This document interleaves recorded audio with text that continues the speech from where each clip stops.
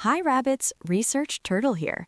Welcome back to the channel. Today, we are diving deep into the CKM Renaissance.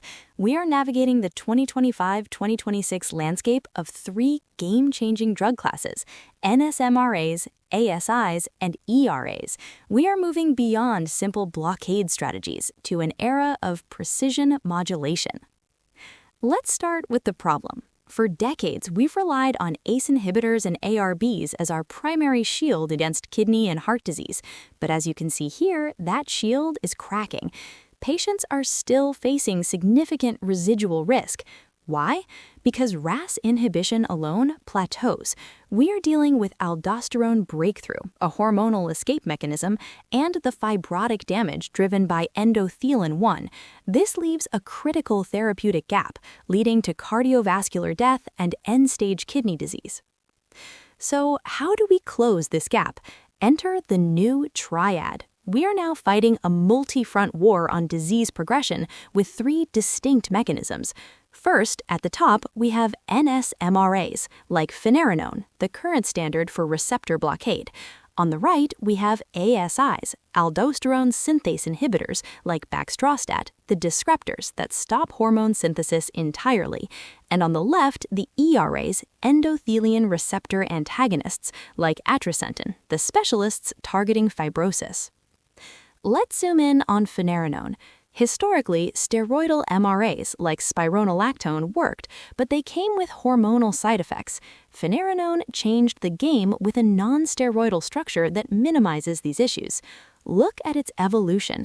It graduated from being just a diabetic kidney drug to a foundational pillar of cardiorenal metabolic care.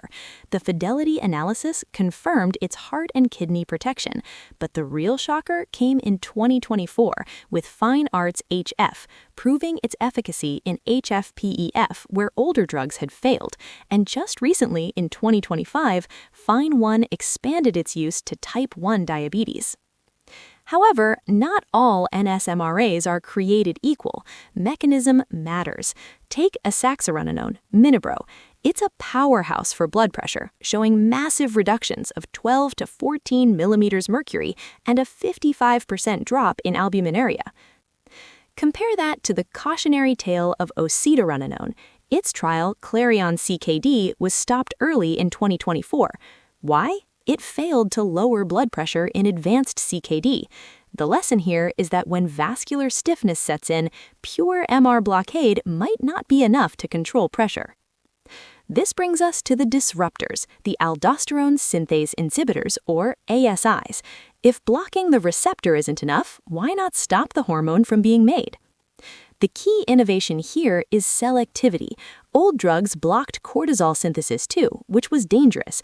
The new ASIs, like Baxdrostat, have a 100-to-1 selectivity for the aldosterone enzyme, CYP11B2, over the cortisol enzyme. This solves the cortisol dilemma safely. Let's look at the data for Baxdrostat. This is the new heavyweight for resistant hypertension. In the BaxHTN Phase 3 trial, the 2 mg dose achieved a stunning 15.7 millimeters mercury reduction in systolic blood pressure.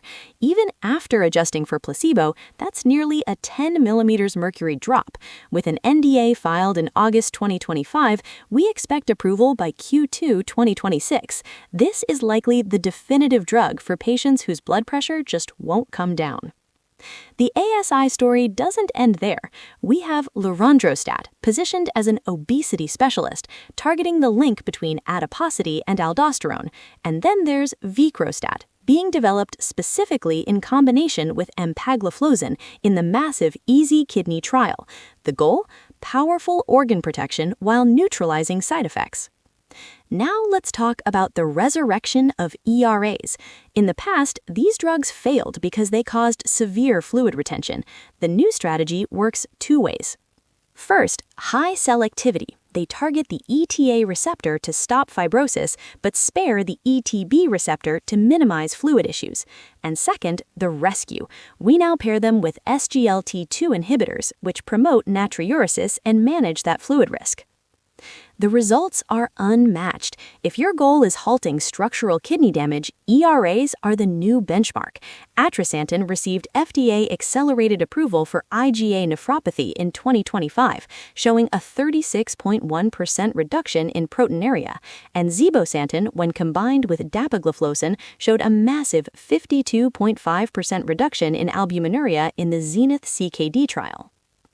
You might have noticed a pattern here. SGLT2 inhibitors have become the foundation, the backbone of modern therapy. They are the perfect partner. On the left, nsMRAs and ASIs increase potassium, SGLT2 inhibitors promote potassium excretion. On the right, ERAs cause fluid retention, SGLT2 inhibitors induce osmotic diuresis to counter edema. SGLT2 plus X is the winning formula for both safety and efficacy. So how do we choose? Let's map it out on this graph. If you need massive blood pressure reduction, you go right towards Baxdrostat, ASI. If you need massive proteinuria reduction for organ protection, you go up towards Atrasentan or Zibotentan, ERA. Finerenone sits in the middle as the Balanced Generalist, good at both with the widest range of approved indications. Of course, we must manage trade-offs. For nsMRAs and ASIs, the risk is hyperkalemia. Manage it with potassium binders or SGLT2Is. For ERAs, it's fluid retention. Manage it with diuretics or SGLT2Is. And a specific note on lorundrostat, watch out for hyponatremia, especially in the elderly. Here is the algorithm for the precision medicine era.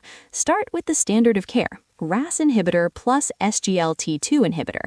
Then look at the phenotype. Uncontrolled hypertension, add an ASI. High proteinuria or IgA nephropathy, add an ERA. Type 2 diabetes, HFpEF, or general CV risk, add an nsMRA. Treat the phenotype, not just the disease.